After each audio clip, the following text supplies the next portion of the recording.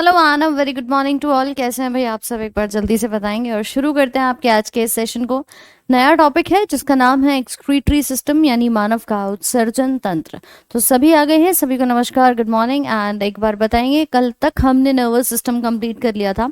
अगर किसी को कोई डाउट हो तो आप पूछ सकते हैं। बाकी चैप्टर आपका कल खत्म हो गया था, ह्यूमन नर्वस सिस्टम, जिसमें हमने पूरे तंत्र को पढ़ा था। तो क्लियर है भाई सभी को? शुरू करते हैं आज का नया टॉपिक, मानव की किडनी। देखो, अलग अलग बॉडी में सिस्टम्स हैं और उसी में एक सिस्टम ये भी है जहां मेन ऑर्गन कौन सा होता है? किडनी होती है। आपने देखा ना, ब्रेन हमारे नर्वस सिस्टम का भाग है, हड्डियां हमारे कंकाल तंत्र का भाग है यानी स्केलेटल सिस्टम का है। पाचन में हमारा आमाशय, हमारी आंतें, लिवर, ये सभी ऑर्गन्स आते हैं पूरी आहार नाल के। श्वसन में फेफड़े आते हैं। ऐसे ही हमारे एक्सक्रीटरी सिस्टम यानी उत्सर्जन तंत्र में आती है हमारी दोनों किडनी। तो आज मुद्दा बस यही पढ़ना है कि किडनी कैसे काम करती है और किस प्रकार से चीजें इसमें नजर आती हैं। सभी को गुड मॉर्निंग। अच्छा चलो भाई, मस्त हो।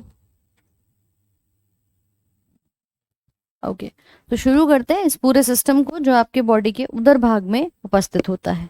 और इसमें मेनली जो हम बात करते हैं ह्यूमन के एक्सक्रीटरी सिस्टम में, उसमें हम अपनी कुछ इस प्रकार से बनी हुई किडनी के बारे में अध्ययन करते हैं।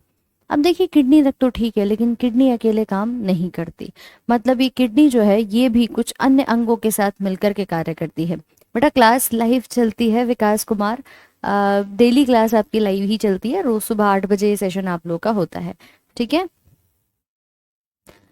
अच्छा चलो ठीक है अश्विनी, करते हैं इसको भी clear. Human excretory system heading डालेंगे और सबसे पहले एक बात को समझेंगे कि देखो, जब बात आती है एक्सक्रीशन की, एक्सक्रीटरी सिस्टम, ठीक है, इसमें एक प्रक्रिया है एक्सक्रीशन, जिसको हम कह रहे हैं उत्सर्जन। इसका मतलब क्या होता है, जिसको आपने नाम दिया उत्सर्जन तंत्र। एक्सक्रीशन या उत्सर्जन शब्द से क्या समझते हैं? तो आप बोलेंगे कि मैम देखो, शरीर से जितना भी वेस्ट है उसको बाहर निकालना, यही तो कहा जाएगा। आप में से कई लोग जो हैं वो यही चीज समझेंगे कि हमारे शरीर से जो वेस्ट है उसको उत्सर्जित कर देना, उत्सर्जन की विधि जो है वो कहलाएगी। लेकिन एक और बात समझो कि मैम उत्सर्जन तो ठीक है, अगर हम अपने बॉडी के अंदर जो पाचन तंत्र था वहां से भी कुछ वेस्ट बन रहा था, उसको भी हम बॉडी से बाहर रिलीज कर रहे थे, तो क्या वो भी उत्सर्जन होगा? उसको तो हमने ये नाम नहीं दिया था। ठीक है, उसको तो हमने कहा था कि वो हमारा बेसिकली एक ईजेशन का प्रोसेस है, मलत्याग का प्रोसेस है। तो फिर इस ईजेशन में और ये उत्सर्जन में अंतर क्या है? दोनों चीजें अलग अलग क्यों हैं? देखिए, जब बॉडी से कोई सॉलिड वेस्ट बनता है, आपने खाना खाया, खाना खाने के बाद जो आपका ठोस पदार्थ बनेगा जो कि आपके शरीर के अंदर किसी भी काम का नहीं है, उसको हमारे शरीर के ईजेशन वाले प्रोसेस के थ्रू, मल त्याग के ना, क्योंकि वो मल आपका बनकर तैयार हो जाता है हमारी पूरी आहार नाल में, और वो शरीर से बाहर क्या हो जाता है? उत्सर्जित हो जाता है। एक तरीके से वेस्ट है, उसको हम मल त्याग के नाम से यहाँ पर जानते हैं। लेकिन जितना भी लिक्विड वेस्ट होता है, लिक्विड मतलब जो यूरिन की फॉर्म में बनता है, जो मूत्र के रूप में बनता है, वो हमारी किडनी बनाती है। और उस किडनी से इसका बाहर निकलना क्या कहलाता है? उत्सर्जन की विधि कहलाता है, एक्सक्रीशन की विधि जो है वो कहलाता है।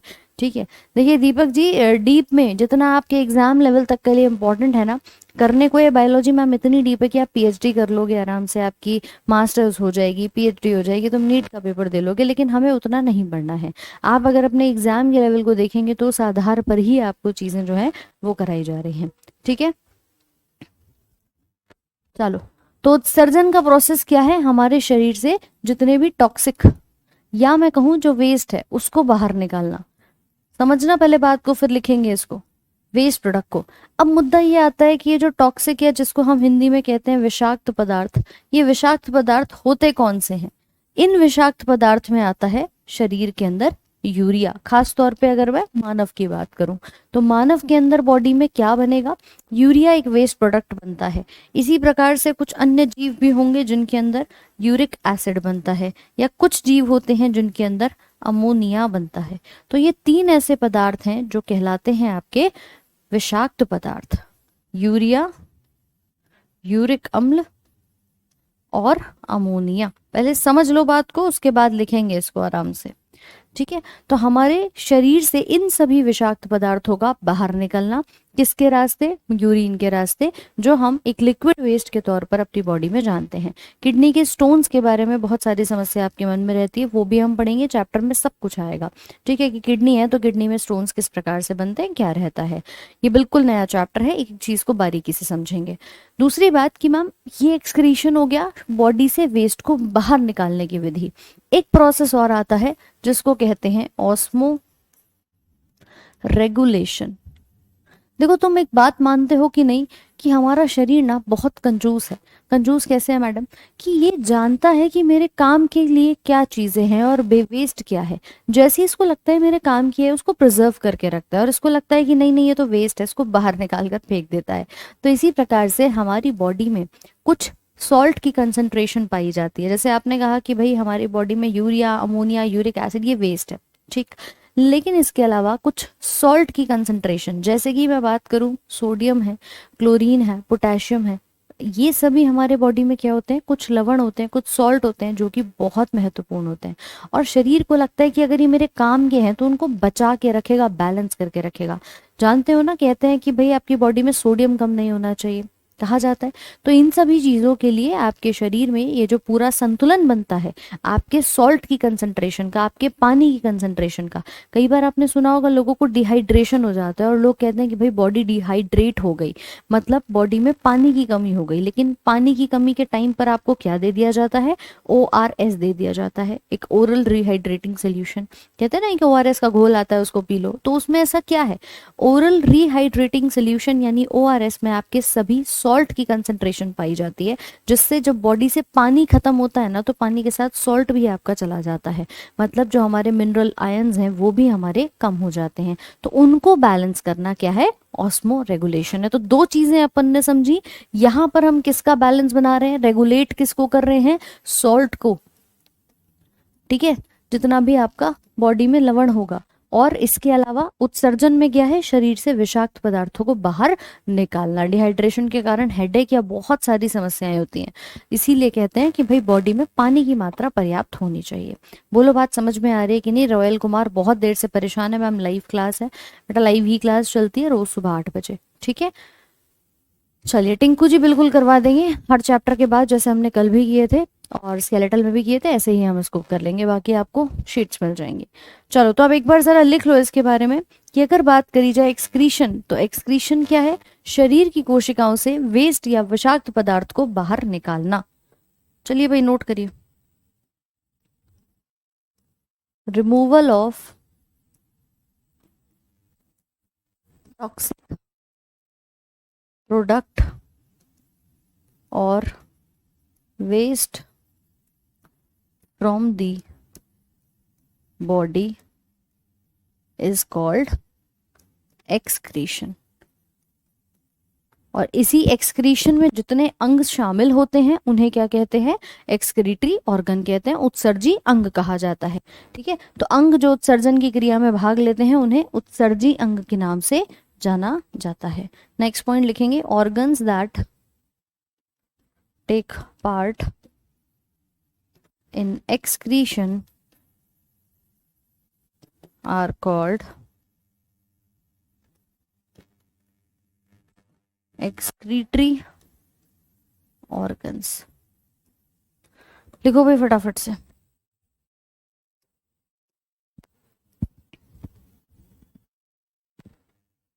हाँ कोई दिक्कत नहीं सोने का, किसी ने भी अगर पिछला नर्वस सिस्टम नहीं पढ़ा है तो आप पढ़ सकते हो।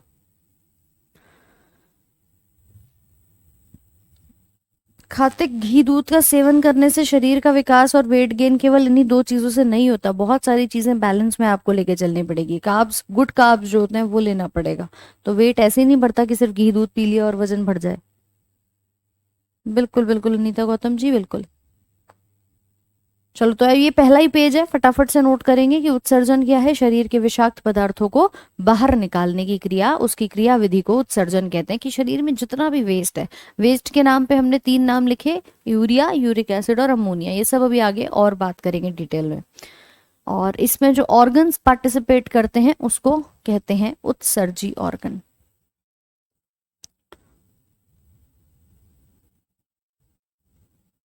ठीक है अंकित, क्लियर है?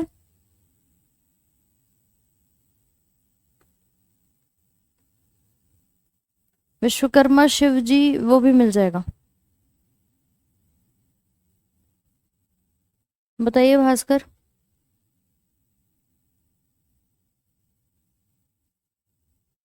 लिखा भाई सभी ने? तो ये कहलाता है उत्सर्जन।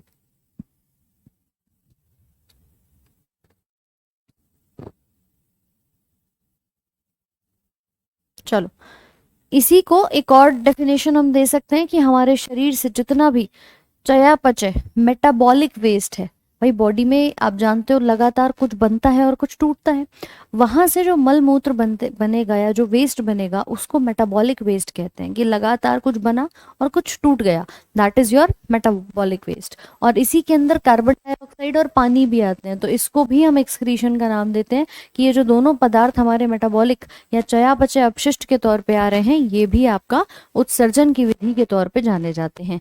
और ऑस्मो रेगुलेशन सॉल्ट और वाटर बैलेंस की बेसिकली रेगुलेशन को कराना ये कहा जाता है। ठीक है, सोडियम कैसे बढ़ जाता है, बहुत सारी चीजें। एक तो कहा जाता है कि भाई नमक वमक की मात्रा जो लोग बहुत ज्यादा खाते हैं ना, वो भी आपको नहीं खानी चाहिए, तो आपको थोड़ा सा उस पर भी कंट्रोल रखना चाहिए, स्पेशली जिनको हाई ब्लड प्रेशर होता है।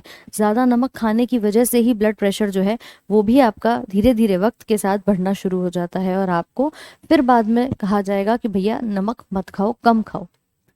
यूट्यूब पर क्लास आपकी 11 बजे होती है सुबह, ठीक है, नोट करिए फटाफट से।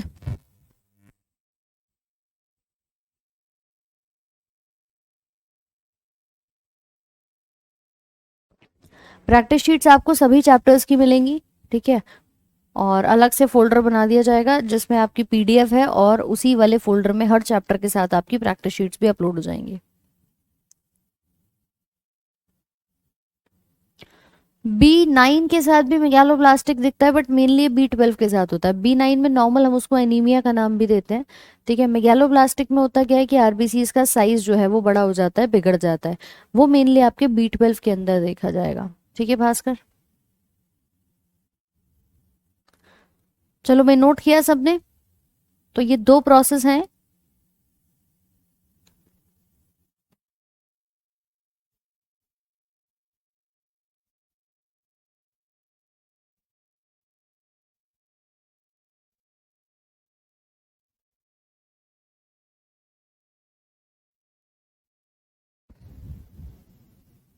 बिल्कुल रुद्र।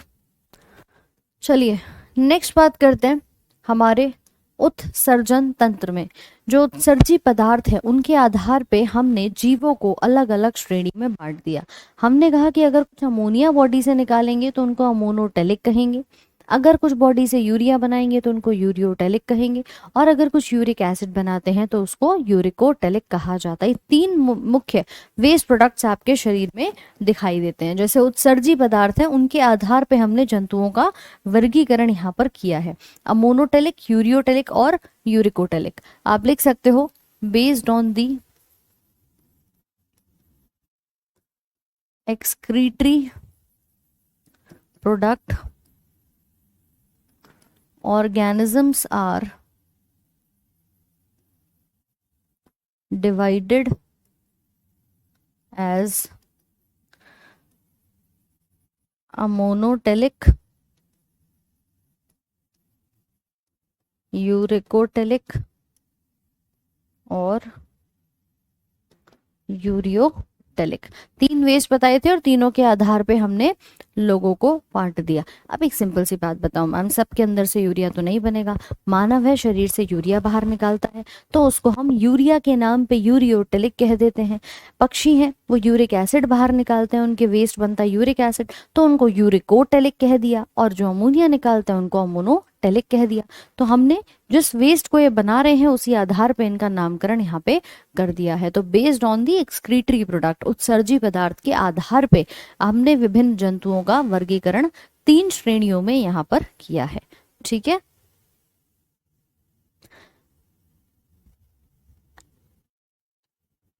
क्लियर है सभी को?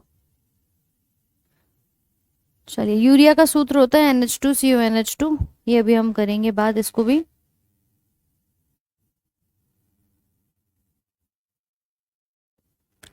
एनीमिया विटामिन B6 में भी होता है, एनीमिया B9 में भी होता है और B12 में भी होता है। जब आपको क्लास में पढ़ाया था तब भी बताया था। B6 से पर्नीशियस एनीमिया है, B9 से भी आपका एनीमिया है और B12 में आता है आपका मेगालोब्लास्टिक एनीमिया। ठीक है, चलिए एक एक करके जरा आगे चीजों को लिख लेते हैं। ठीक है, नेक्स्ट एक एक हेडिंग डालेंगे यहाँ पे। सबसे पहले बात करेंगे इन मछलियों के बारे में। मछलियां जो कि शरीर से क्या रिलीज करती हैं, अमोनिया रिलीज करती हैं। आपको पता है जब भी आप अपने स्कूल कॉलेजेस में केमिस्ट्री लैब के आसपास से घूमते होंगे तो वहां से एक बहुत गंदी सी स्मेल आती होगी। आती है कि नहीं आती भाई, जल्दी से बताओ। है, बहुत ही मतलब ऐसे रॉटन एग्स की, सड़े हुए अंडों की एक अजीब सी स्मेल आती है। और आप कहते हो "ये किसकी स्मेल है?" ये होती है अमोनिया की। ये अमोनिया हमारे शरीर के अंदर एक वेस्ट प्रोडक्ट के तौर पे बनता है, लेकिन मेनली ये बनता है मछलियों के अंदर। क्योंकि अगर मैं बात करूं हमारी बॉडी की, तो देखो हम कभी भी अगर ज्यादा प्रोटीन खा लेते हैं ना तो वो प्रोटीन अमोनिया में बदलता है और अमोनिया यूरिया में बदल जाता है। तो हमारे शरीर से क्या बनता है, यूरिया बनता है। लेकिन अमोनिया जो है वो मछलियों के शरीर से बनेगा। जितनी भी पानी में रहने वाले स्पेशली जलीय जीव होते हैं उनको अमोनोटेलिज्म यहाँ पर कहा जाता है। ये जितने भी पानी में आपको घूमती फिरती मछलियां दिखाई देंगी। क्यों? क्योंकि पहला पॉइंट, अमोनिया जो है ना वो सबसे ज्यादा टॉक्सिक होता है। इसको आप कह सकते हो मोस्ट टॉक्सिक या सबसे ज्यादा विषाक्त। अब किसी चीज में इतनी ज्यादा स्मेल आ रही है तो उसको दूर भगाने के लिए हमें पानी भी तो ज्यादा चाहिए। अब मछली तो चलो पानी में रहती है, वहीं निकाल देगी, वहीं एक्सक्रीट कर देगी, वहीं पानी उसको मिल जाएगा। लेकिन धरती पे इंसान के पास पीने के लिए पानी नहीं है, है ना। वो अमोनिया को कैसे फ्लश आउट करेगा अगर इतनी मात्रा में बनने लगा। इसीलिए इसको हमें पानी की आवश्यकता भी क्या पड़ती है, ज्यादा पड़ती है। अगर पूछा जाए कि सबसे ज्यादा पानी किसको एक्सक्रीट करने के लिए चाहिए तो वो आपका अमोनिया कहा जाता है।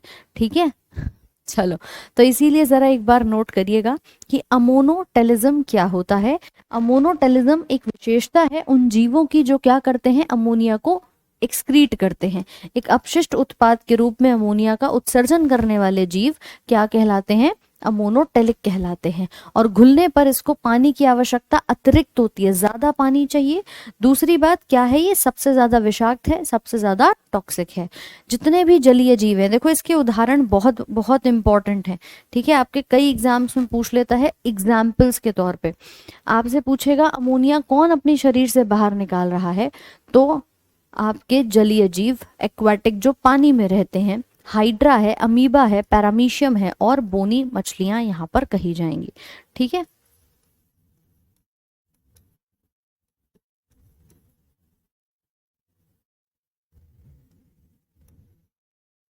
अब इसको नोट कर लो भाई फटाफट से।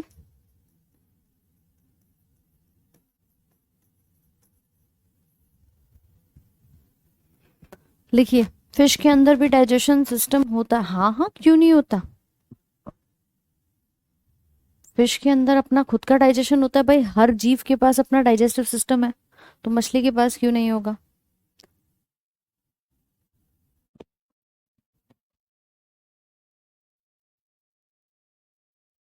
ये डेफिनेटली, अगर आप कोई भी फिश खा रहे हो, कोई भी ऐसा जीव खा रहे हो, तो उसे आप यहाँ पर कह सकते हो कि टॉक्सिसिटी तो होगी होगी।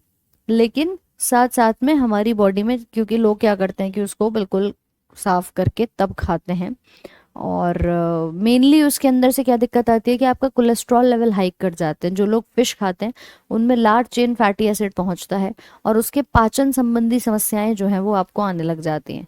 तो ये बात ध्यान रखिएगा कि मछली या कोई भी ऐसे चिकन वगैरह आप खाते हो तो डाइजेशन में प्रॉब्लम आती है, प्लस कोलेस्ट्रॉल बढ़ने की संभावनाएं ज्यादा और जल्दी देखी जाती हैं। ठीक है, आदर्श एक बार पहला जो इंट्रोडक्शन क्लास था उसको देख लेना, हर एक चैप्टर्स की डिटेल आपको वहां पर बताई हुई है। चलिए, डन। तो इसे कहते हैं सबसे पहली प्रॉपर्टी अमोनोटेलिज्म, अमोनिया जो रिलीज करते हैं, जो उत्सर्जित करते हैं अमोनिया को। अब देखो दूसरे वाले पे आते हैं। दूसरे वाले में आता है यूरिको, नाम में आ रहा है यूरिको, को से याद रखेंगे यूरिक एसिड है। ठीक है, यूरिक एसिड है, यूरिको में यूरिक के नाम से याद रखेंगे। ये किसके अंदर आता है? तो ये आता है पक्षियों के अंदर। जितने भी पक्षी होंगे, जैसे अमोनिया सबसे ज्यादा विषाक्त था ना, उसको सबसे ज्यादा पानी चाहिए था, ये यूरिक एसिड सबसे कम टॉक्सिक है। इसीलिए पक्षी हवा में ही क्या करते हैं, अपना एक्सक्रीशन कर देते हैं। हवा में ही आपने देखा होगा कि जितने पक्षी हैं वो ड्रॉप कर देते हैं अपने वेस्ट प्रोडक्ट को। इसी वजह से यूरिक एसिड को सबसे कम पानी चाहिए। दूसरा, टॉक्सिक भी क्या है, ये सबसे ज्यादा कम है। ठीक है, चलो तो इसमें पक्षी भी आएंगे। इसके अलावा देखो, जितने भी ये तुम्हारे सांप हो गए, पक्षी हैं, ठीक है, ये सारे जीव आते हैं इसके अंदर, चाहे वो छिपकली हो, कॉकरोच हो। तो आप बता सकते हैं यूरिकोटेलिज्म में वो ऑर्गेनिज्म जो यूरिक एसिड को बाहर निकालते हैं, इस विशेषता को यूरिकोटेलिज्म कहा जाता है। लीस्ट यानी कि सबसे कम विषाक्त है, और पानी भी इसको क्या चाहिए, सबसे कम चाहिए। एग्जाम्पल्स लिखेंगे, छिपकली, पक्षी, सांप, कॉकरोच, इन सभी का। ठीक है,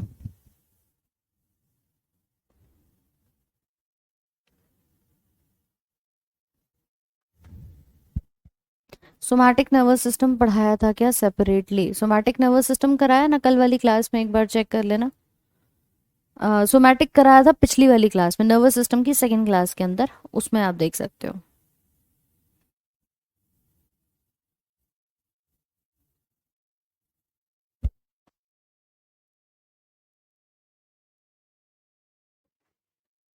नोट करिए।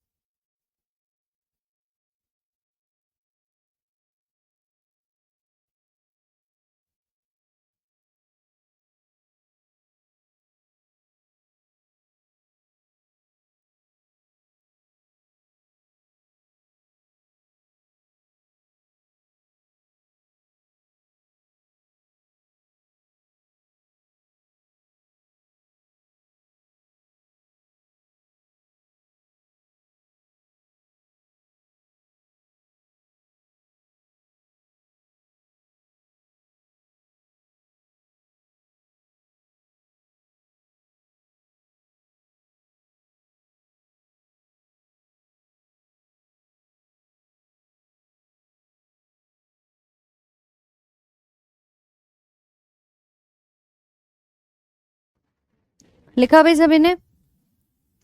चलो, क्या हुआ भास्कर, बताओ।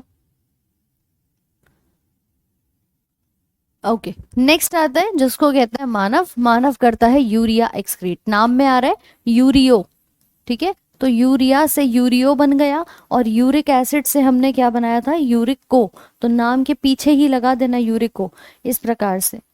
अब बात कर रहे हैं यूरिया की, तो हमारे मानव के साथ साथ देखो, मानव तो आएगा ही आएगा, मानव के साथ जितने भी मेंढक हैं वो आते हैं, गाय है, भैंस है, ये जितने भी आपके जानवर हैं वो आते हैं। लेकिन यहाँ में ना एक प्रकार की मछली होती है जिसके अंदर हड्डी नहीं होती है, जिसके अंदर उपास्थि होती है, वो मछली भी यहाँ पे आती है। बाकी सब मछलियां तो आपने अमोनिया में देख ली, लेकिन ये वाली मछली जो है वो आपकी यहाँ पे आती है। तो आप बता सकते हैं जो बॉडी से बाहर क्या निकालते हैं, यूरिया। और ये आपका लेस टॉक्सिक है, मतलब अगर मैं टॉक्सिसिटी का लेवल देखूं तो सबसे ज्यादा अमोनिया है, उससे कम यूरिया है, और सबसे कम यूरिक एसिड है। ठीक है, इसमें मानव, मेंढक, गाय, भैंस और कार्टिलेजिनस फिशेस, इनका नाम भी ध्यान रखना। ये बस थोड़ा सा पूछता है, जब पेपर में आता है ना तो नॉर्मल एग्जाम्पल सबको याद रहते हैं, लेकिन पूछेगा क्या कि ये कार्टिलेजिनस वाली मछली, क्योंकि ये अटपटा है, लोगों को लगेगा मछली है तो हम इसको अमोनिया में रख देते हैं, तो ये ध्यान रखना। ठीक है, चलो।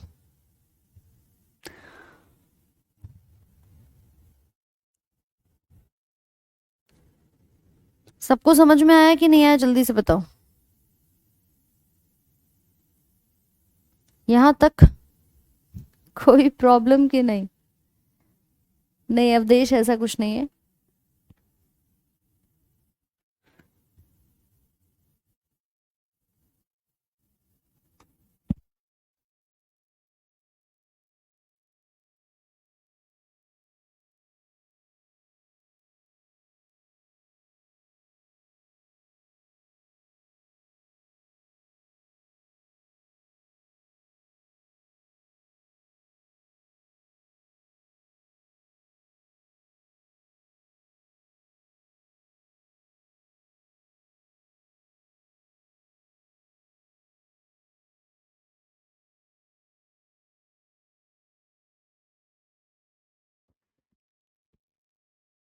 क्लियर भाई, सभी ने लिख लिया?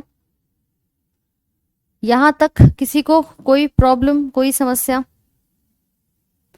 तो हमने 3 टाइप्स पढ़े, यूरिया, यूरिक एसिड और अमोनिया। इन तीनों के आधार पे हमने इसको डिवाइड किया अलग अलग ऑर्गेनिजम्स को। अब देखिए कुछ और भी ऐसे होते हैं जो अपने डिफरेंट ऑर्गन्स के थ्रू क्या करते हैं, वेस्ट प्रोडक्ट को बाहर निकालते हैं। आपने कहा कि मैम मानव है, मानव के पास क्या होती है, किडनी होती है। लेकिन हर किसी के पास तो जरूरी नहीं है कि किडनी हो ही हो। हमारे पास अगर किडनी है तो बाकी कुछ और जानवर होते हैं जिनके पास आपके अलग अलग अंग पाए जाते हैं। तो ये चार्ट नोट कर लेना, वेरी वेरी इंपॉर्टेंट है, कई बार सवाल आया है इसमें से। ठीक है, कि जैसे अमीबा है, अमीबा होता है एक बिल्कुल एकल कोशिकीय जीव जिसके पास सिर्फ एक कोशिका होती है और दिखाई कुछ ऐसा देता है जिसकी कोई ना शेप है ना कोई बॉडी प्रॉपर दिखती, बीच में बस एक केंद्रक होता है और साथ में कोशिका द्रव्य होता है, तो इसको कहते हैं अमीबा। और अमीबा के अंदर, अब मैम इसके पास कोई अलग से किडनी तो है नहीं, इसका शरीर का जो सरफेस है, बॉडी की जो सतह है वही काम करेगी, वहीं से खाना अंदर आता है, वहीं से वेस्ट प्रोडक्ट बाहर चले जाते हैं। तो इसको कहा जाता है इसकी शरीर की सतह जो कैसे काम कर रही है, एक्सक्रीटरी ऑर्गन यानी उत्सर्जी अंग का कार्य कर रही है। अगर आपसे प्रश्न आता है कि अमीबा में उत्सर्जी अंग कौन सा है, तो आप बताएंगे शरीर की सतह कार्य करती है। दूसरा, हाइड्रा के अंदर कुछ कोशिका झिल्ली के रूप में इसका जो मुख होता है वो काम करता है। हाइड्रा के अंदर जहां से ये पोषण लेता है वहीं से ही बॉडी से वेस्ट जो है वो बाहर निकाल देता है। ठीक है, तो इसे कहा जाता है हाइड्रा। कॉकरोच के अंदर पाए जाते हैं मेलपीजियन ट्यूब्यूल, नाम ध्यान रखना, पूछता है डायरेक्टली। स्पाइडर, मकड़ी, मकड़ी के अंदर क्या होती है, मकड़ी के अंदर होती है कोक्सिन नाम की ग्रंथियां। ऐसे ही केंचुआ, केंचुए के अंदर आता है नेफ्रीडिया नामक अंग। ये सिर्फ नाम बदल रहा है, जैसे रीजनिंग में आपने पढ़ा होगा कि ह्यूमन किडनी, मानव में क्या है, किडनी है। अब आपसे दूसरा पूछ लेगा स्पाइडर में बताओ क्या है ना, तो इस वाले चौथे नंबर के फिल इन द ब्लैंक्स को भर दो। तब आप क्या भरोगे कि भाई स्पाइडर में कोक्सियल ग्रंथियां हैं, अर्थवॉर्म में नेफ्रीडिया है और मानव में किडनी कार्य करती है। तो नोट कर लीजिए, ये अलग अलग आप लोगों के एक्सक्रीटरी ऑर्गन्स हैं जो दिखाई देते हैं। भाई देखो गूगल से ना, अगर गूगल से ही करना है तो फिर वही वाला आंसर लिख लो, उसमें फिर आपको क्लास करने की जरूरत ही नहीं है। ये गूगल देख देख कर इंसान के स्किन पे खुजली भी होगी ना, तो उसको लगता है कि भाई कैंसर हो गया है। तो इसीलिए थोड़ा सा गूगल बाबा पे मत जाया करो, जो चीज़ें आपके एग्जाम में इंपॉर्टेंट हैं। और दूसरी बात कि जो कमीशन के द्वारा आंसर्स एक्सेप्टेबल हैं उन पे काम किया करो। ठीक है भाई, मजा आ रहा है, समझ आ रहा है कि नहीं आ रहा, जल्दी से बताओ।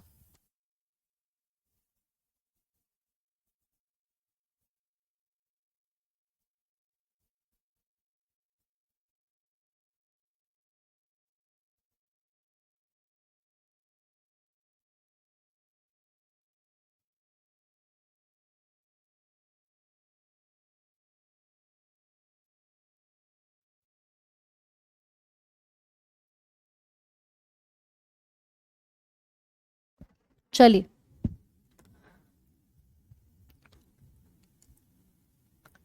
नेक्स्ट, अब बात करते हैं मानव के उत्सर्जी अंग की जिसका नाम है किडनी।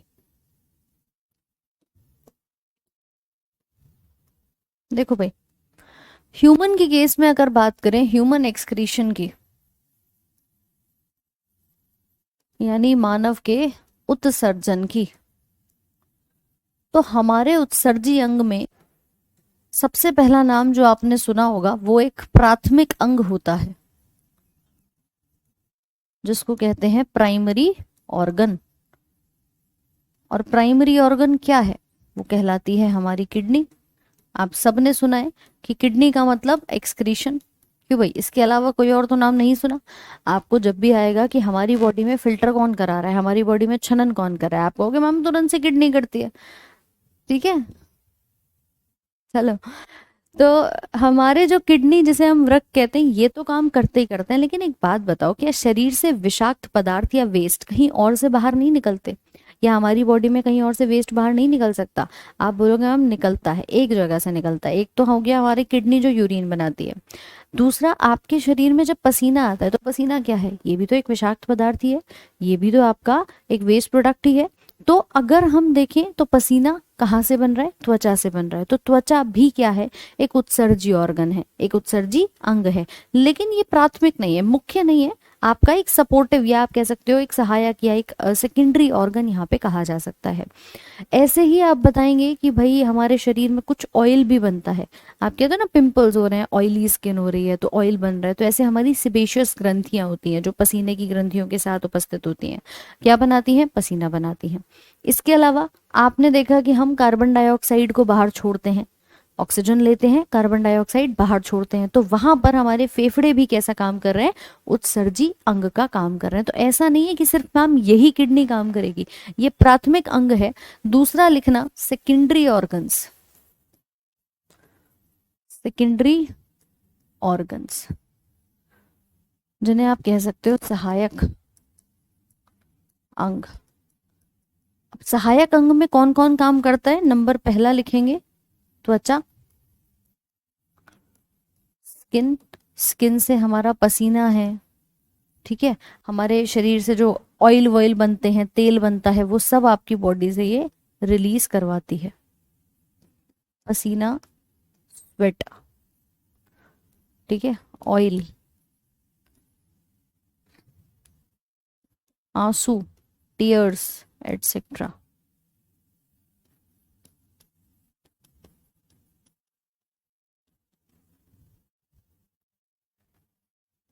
दूसरा लिखना लंग्स, फेफड़े, फेफड़ों से क्या वेस्ट बाहर निकलता है? Carbon dioxide. तीसरी होती है हमारी आंतें, इंटेस्टाइन, इंटेस्टाइन से जो मल बनता है, ठीक है, जिसको आप कहते हो फीकल मैटर,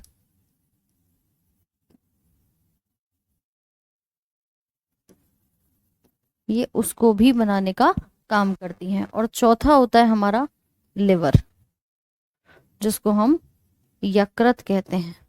तो यकृत भी क्या करेगा? बॉडी से डिटॉक्सिफिकेशन करता है, विषहरण करता है। विषहरण मतलब क्या है कि मैम जितना भी विषैला पदार्थ होगा उसे बाहर निकालेगा। तो त्वचा हो गई हमारी, लंग्स हो गए, आंतें हो गई, लिवर हो गया, ये भी वेस्ट ही बाहर निकाल रहे हैं। बस फर्क फर्क इतना है कि ये प्राथमिक है, ये मेन काम कर रहा है, और ये हमारे सेकेंडरी नंबर पे काम कर रहे हैं। ये क्या बनाते हैं? मूत्र बनाते हैं, यूरिन बनाते हैं। ठीक है, लिखो भाई इसे फटाफट से।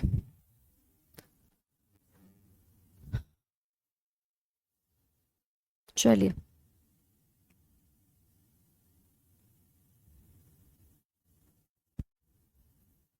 कभी कभी क्या होता है ना, पानी की मात्रा आप कम पीते हैं, उसके बाद ड्राई स्किन की प्रॉब्लम आती आती है। त्वचा मतलब स्किन जो लिखा हुआ है उसके आगे।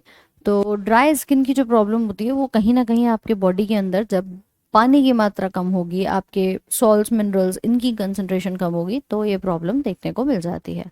ठीक है, हाँ सोने का इनफ है, अच्छे से करो इनको।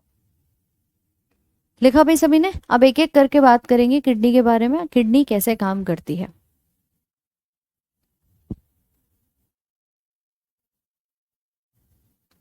चलिए, अब सबसे पहले अगर हम अपनी किडनी को देखें, आपने सभी ने कहीं ना कहीं राजमा देखा होगा, खाया भी होगा। क्यों भाई? हमारे शरीर में जो किडनी होती है ना, वो एक जोड़ी में पाई जाती है। कैसे? एक जोड़ी में पाई जाती है। इंटेस्टाइन मतलब हरिशंकर जी आते हैं हमारी, इंटेस्टाइन जो छोटी और बड़ी आंत दो पाई जाती हैं। अब इधर देखो, अगर हम बात करें किडनी की, तो किडनी हमारी एक जोड़ी में होती है, लेकिन बहुत छोटा सा। तुमने एक राजमा का दाना देखा है ना, बस उसके जैसी दिखाई देती है। ठीक, कुछ इस प्रकार का हिस्सा होता है दोनों का, और यहां से हमारी एक मूत्र नलिका होती है जो कि निकल करके बाहर आती है, कुछ इस प्रकार से। नीचे की तरफ आपका जो ब्लैडर होता है वो लगा होता है इस तरह से। यहां से एक लाल रंग की धमनी, और साइड से आपकी एक नीले रंग की धमनी, वो शिरा जा रही होती है। आप जब पूछते हैं कि बॉडी में क्या बन रहा है, यूरिन, यूरिन कहाँ से बनता है? यूरिन बनता है इन दोनों किडनी के रास्ते, जिसको हम कहते हैं वृक्क। और इस यूरेटर के माध्यम से नीचे की तरफ जाता है, जिसको मूत्र वाहिनी कहा जाएगा। जो यूरिन किडनी में बना दोनों में, वो इस यूरेटर के रास्ते क्या हो जाएगा, अंदर की तरफ चला जाता है, मतलब नीचे की तरफ आ जाता है। फिर आता है आपका मूत्राशय, यूरिनरी ब्लैडर। इस ब्लैडर में कुछ समय तक यूरिन स्टोर भी हो जाता है कि जब प्रेशर बनेगा तब ये बॉडी से बाहर निकल जाएगा। निकलेगा किस रास्ते, यूरेथ्रा के रास्ते, जिसको मूत्र मार्ग कहते हैं। तो बना सकते हैं इसको। ये है आपकी रीनल आर्टरी और ये है नीली वाली है रीनल वेन। वृक्क की धमनी और वृक्क की शिरा। डायग्राम को बनाओ भी फटाफट से। इंटेस्टाइन के बाद क्या है, इंटेस्टाइन के बाद है फीकल मैटर, मल जिसको कहा जाता है, ये लिख लो फीकल मैटर।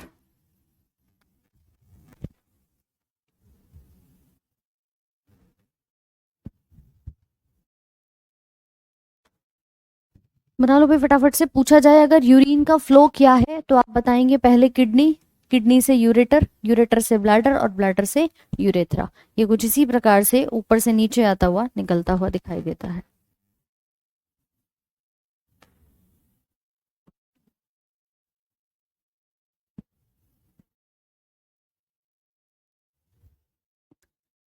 लिवर का काम है बाइल बनाना और उसी के रास्ते जितना भी वेस्ट होगा उसको बाहर निकाल देगा।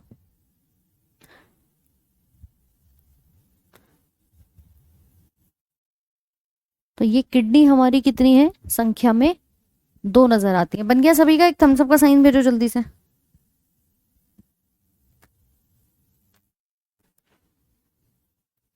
रेड कलर वाली आपका प्योर ब्लड ले जाती है, ऑक्सीजनेटेड ब्लड, और ब्लू कलर वाली इम्प्योर ब्लड कैरी करती है, जिसको आप कहते हो डीऑक्सीजनेटेड ब्लड।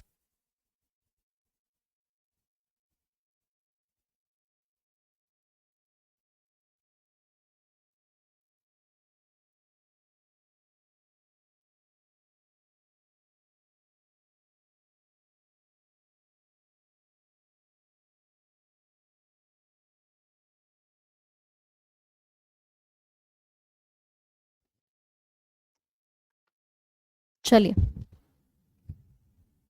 इस किडनी को अगर हम देखेंगे तो स्ट्रक्चर में कुछ इस प्रकार से पिरामिड्स पाए जाते हैं,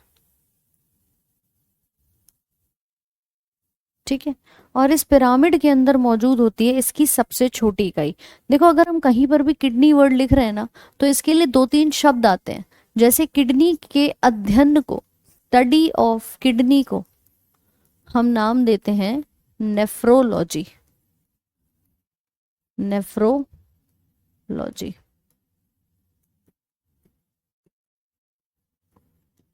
क्यों कहते हैं, क्योंकि यहाँ पर हमारे कुछ इस तरह से छोटे छोटे से नेफ्रॉन्स पाए जाते हैं, जहां पर क्या होता है, छनन होता है। कुछ इस तरह से डायग्राम आपको दिखाई देगा, जिसके अंदर हमारे हर एक पिरामिड के अंदर क्या होते हैं, नेफ्रॉन्स होते हैं। बाइल होता है, बाइल, ठीक है, बाइल जूस होता है रोशन। तो ये आपके पाए जाएंगे। कुछ हिस्सा ये बाहर वाला दिख रहा है, जिसको हम कॉर्टेक्स का नाम देते हैं। इस बाहरी हिस्से को वर्ड लिखेंगे रीनल। रीनल शब्द कहीं पर भी आ रहा है, इसका मतलब ये आपके बाहर के लिए, वो किडनी के लिए आता है। और अंदर वाले हिस्से को कहा जाता है रीनल मेड्यूला।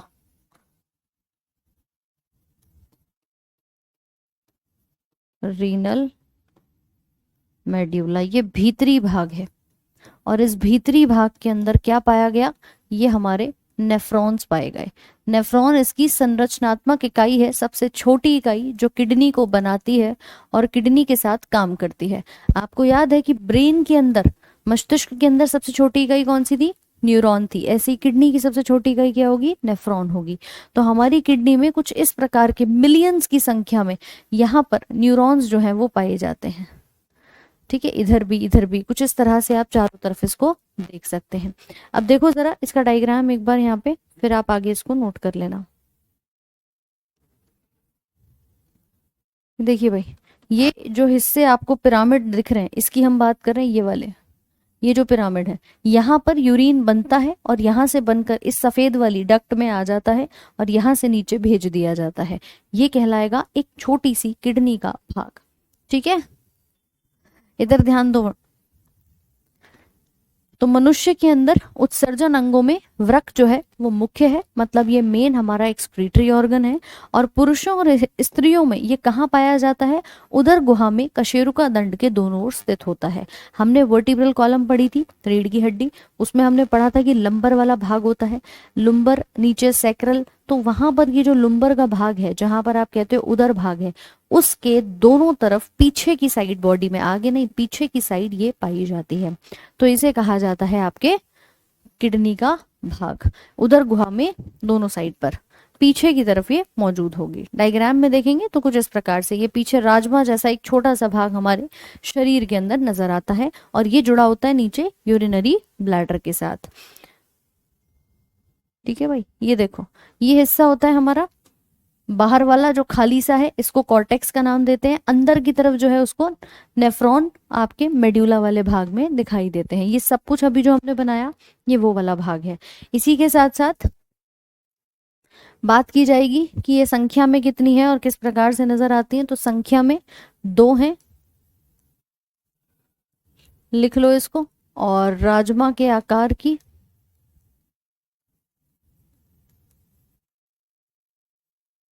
साथ में उत्पत्ति कैसी है इसकी? मीजोडर्मल।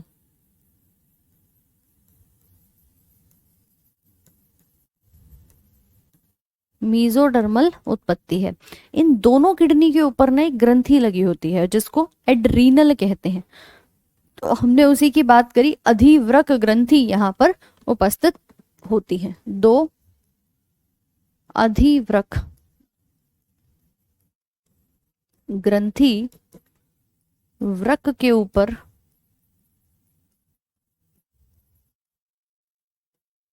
उपस्थित होती हैं।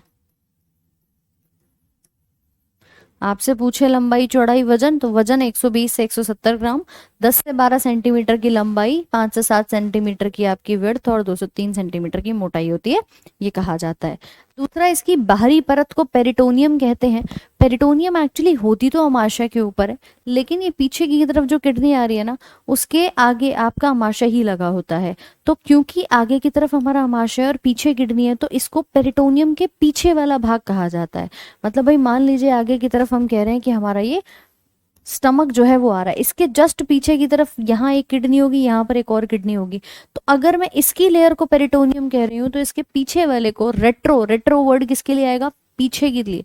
तो इसको रेट्रो पेरिटोनियल कहा जाता है, पेरिटोनियम के पीछे, क्योंकि ये पीछे की तरफ मौजूद होती है।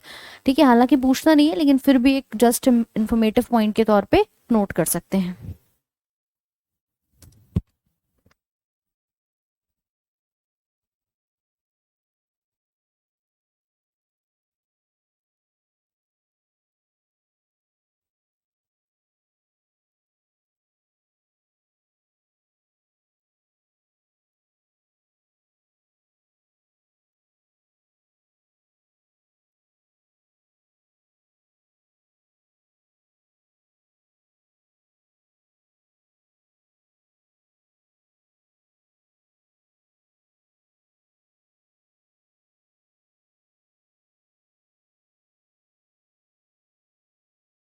क्लियर है? लिख लिया भाई सभी ने इसे? How long we can survive with 1 kidney if removed है। एक किडनी अगर किसी की निकल जाती है, तो ऐसा नहीं है, डिपेंड अपॉन कि आपके सेकंड किडनी की फंक्शनिंग जो है वो किस प्रकार से काम कर रही है। लोग काफी ईयर्स तक इसको सरवाइव कर लेते हैं। ठीक है, प्रॉब्लम नहीं आती है। बाकी उसके बाद भी अगर आप डैमेज करने वाले फूड खा रहे हो तो प्रॉब्लम है।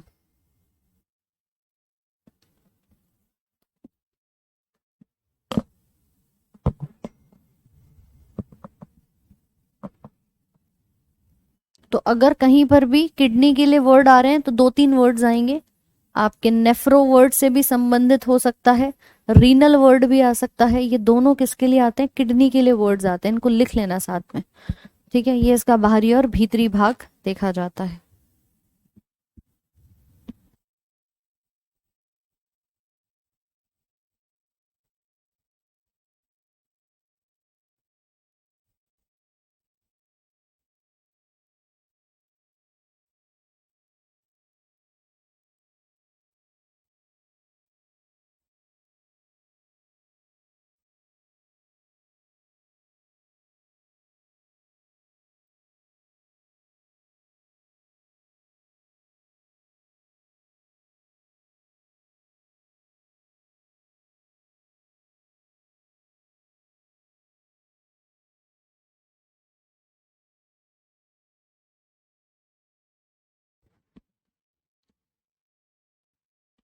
क्लियर? थिकनेस मतलब मोटाई। चलो अब बात करते हैं इस नेफ्रॉन के बारे में जो हमारी यूनिट है किडनी की।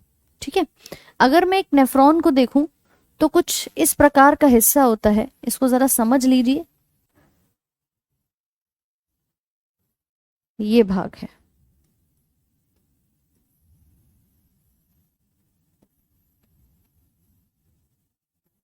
देखो भाई इसको ध्यान से। ये जो डायग्राम बना हुआ है ना, ये है एक छोटा सा भाग जिसको हम हमारी किडनी का सबसे छोटा भाग कहते हैं नेफ्रॉन के नाम से। नेफ्रॉन जिसको कहा जाता है बेसिक यूनिट ऑफ किडनी, तो ये है नेफ्रॉन। अब आप सभी ने चाय जरूर पी होगी, है ना? पी तो मैम जरूर होगी, बनाई हो चाहे ना बनाई हो, चाय पी है। जब चाय बनाते हैं ना तो चाय में जो छलनी लगाते हैं, आप सबने देखा है, एक फिल्टर लगा देते हैं हम, जिससे चाय पत्ती ऊपर रह जाती है और चाय का पानी जो चाय है एक्चुअली वो आपकी नीचे चली जाती है, ऐसा ही होता है।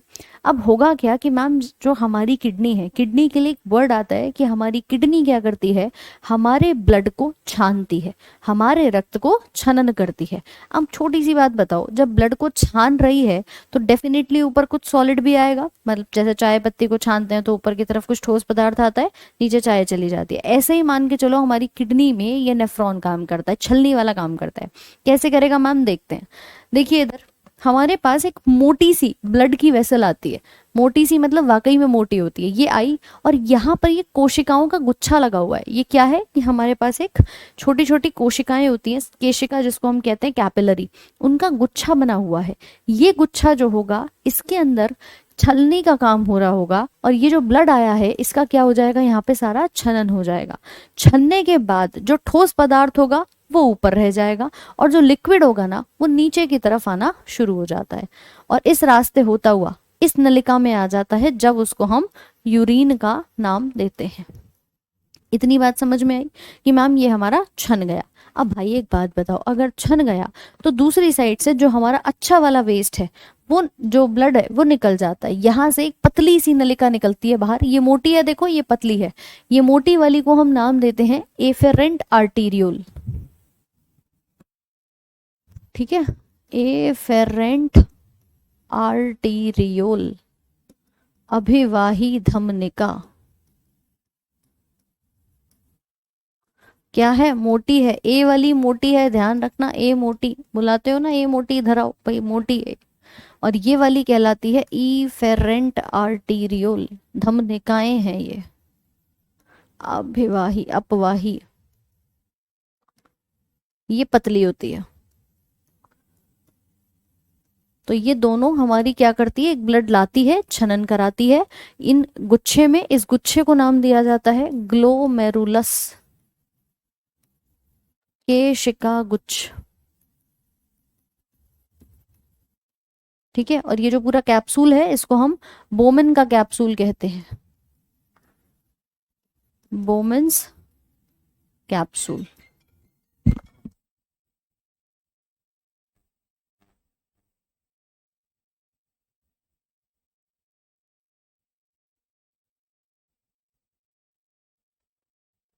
नोट करिए।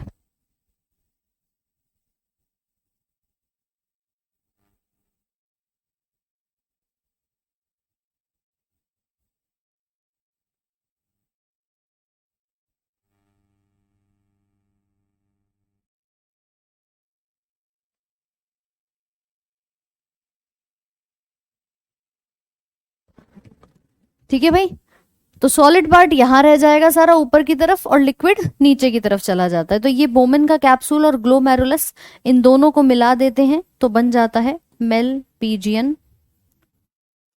बॉडी। और ये इधर का भाग एक पीसीटी का होता है, इसको हेनले का लूप कहते हैं, लूप ऑफ हेनले। और इस पीछे वाले हिस्से को डीसीटी कहा जाता है। ये पूरा स्ट्रक्चर मिलकर के काम करता है किडनी में ब्लड को छानने का, और इसी को नेफ्रॉन का नाम दिया जाता है। सोचो इतना छोटा सा भाग है, और उसमें आपका पहले तो राजमा ही देख लो कि राजमा कितना छोटा होता है, उस राजमा में भी ये जरा बिलियंस की संख्या में, लाखों करोड़ों की संख्या में ये पाए जाते हैं। ठीक है, तो ये आपके ब्लड को छान रहे हैं। समझिए कि कितना छोटा सा भाग होता है, और जब ब्लड आपका यहाँ पे आ जाता है ना, तब उसको नाम देते हैं यूरिन का। आप एक बात बताओ कि मैम यूरिन तो वो यहीं बन जाना चाहिए था जब वो यहाँ पे आ चुका है। नहीं, यहाँ पे क्या होता है ना, इस हिस्से में हमारे शरीर की कंजूसी पता चलती है। इस हिस्से में जो लिक्विड आता है, उस पार्ट में हमारा बॉडी जो है वो ये देखता है कि यार कुछ काम का तो नहीं है, थोड़ा सा और इकट्ठा कर लूं। तो हमारी बॉडी यहाँ से भी क्या करती है, रीअब्जॉर्प्शन करती है। ठीक है, आर्टीरियोल मतलब ARTERIOLE। ये सब अभी मैं आपको ना PDF अपलोड करवा दूंगी, उसमें चेक करना, सारा कुछ आप लोगों को डिटेल में मिल जाएगा। रीनल कॉर्टेक्स का भाग, मेड्यूला का भाग कैसे कैसे पाए जाते हैं, ये हमारी नेफ्रॉन का स्ट्रक्चर है, ये देखिए कुछ इस प्रकार से। ठीक है, यहाँ पर छनन होगा, और छनने के बाद यहाँ पर ये हिस्से में, अब इस हिस्से में जब ये हमारा पूरा लिक्विड आता है, तब हमारी बॉडी क्या करती है, दोबारा से एक ब्लड की वेसल को घुमा देती है कि देखो यहाँ से तुमने छाना, छान करके इसको फिर भेज दिया, अब भेजा है तो जरा इसको पूरे इस हिस्से के ऊपर टांग दो। क्यों टांग दो, यहाँ पर रीअब्जॉर्प्शन होता है, पुनः अवशोषण। पुनः अवशोषण का मतलब क्या होता है कि अगर इस पूरे लूप में कुछ भी काम का आ रहा होगा, तो बॉडी फिर से उसको क्या करेगी, खींच लेगी कि भाई सोडियम है दे दो, क्लोरीन है दे दो, जो भी मेरे काम का है दे दो। फिर जो बच जाएगा वो आपका लास्ट वाली ट्यूब्यूल में आता है, तब उसको हम नाम देते हैं आपका बॉडी में कलेक्टिंग डक्ट या यूरिन का नाम। ठीक है, हालांकि इसको हम कल दोबारा से पढ़ेंगे, ये पूरा सिस्टम एक बार आज आप गो थ्रू कर लेना। अभी तो आप लोग का समय भी हो चला है क्लास का। ठीक है, तो एक बार इसको आज गो थ्रू कर लेना, PDF मिल जाएगी। कल दोबारा से इसी टॉपिक से शुरू करेंगे, इसी को समझेंगे। एक्सक्रीटरी सिस्टम है, हिंदी इंग्लिश दोनों में आपकी PDF जो है वो उपस्थित करा दी जाएगी। ठीक है,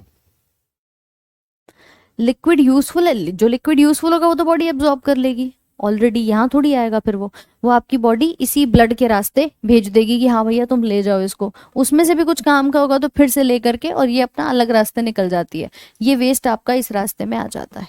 ठीक है,